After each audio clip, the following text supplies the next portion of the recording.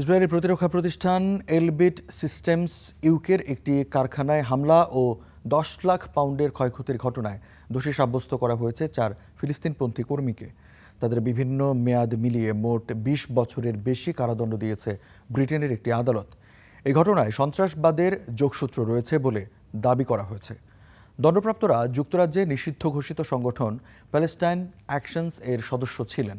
সংগঠনটি ২ বছর আগে দক্ষিণ পশ্চিম ইংল্যান্ডের ব্রিস্টলে অবস্থিত এলবিট সিস্টেমস ৪ দশকেরও বেশি সময় ধরে ইউসিবি ব্যাংক, যার শরিয়া ভিত্তিক আধুনিক ইসলামী ব্যাংকিং। ইউসিবি ইসলামিক ব্যাংকিং একটি পরিপূর্ণ ইসলামিক ব্যাংকিং ব্যবস্থা। ইউকের একটি স্থাপনায় হামলা চালায়। আদালত অভিযুক্ত ৪ জনকে সম্পদের ক্ষতির দায়ে দোষী সাব্যস্ত করে। এছাড়া এক পুলিশ কর্মকর্তাকে হাতুড়ি দিয়ে আঘাত করার ঘটনায় গুরুতর শারীরিক জখমের অপরাধেও দোষী সাব্যস্ত করা হয় একজনকে। রাষ্ট্রপক্ষের আইনজীবীরা আদালতে যুক্তি দেন, ঘটনাটিকে সন্ত্রাসবাদের সঙ্গে সম্পৃক্ত অপরাধ হিসেবে বিবেচনা করা উচিত। এ অবস্থানের সমালোচনা করেছে বিভিন্ন মানবাধিকার সংগঠন ও সমর্থকেরা।